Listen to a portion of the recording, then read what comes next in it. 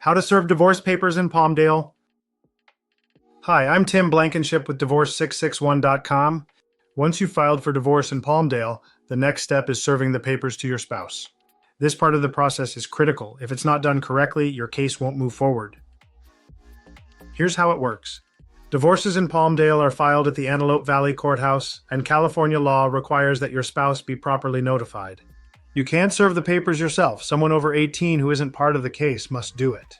If your spouse is cooperative, the easiest way is to have them sign a Notice of Acknowledgment and Receipt, which avoids the need for a process server. If they're not cooperative, a process server can deliver the documents personally, and if necessary, substituted service can be used. For example, we helped a Palmdale client whose spouse lived out of town but was willing to cooperate.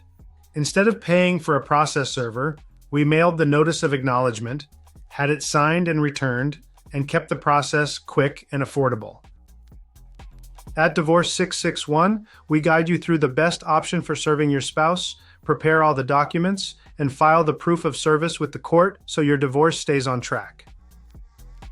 If you're filing for divorce in Palmdale and want service handled quickly and correctly, visit Divorce661.com and schedule your free consultation today.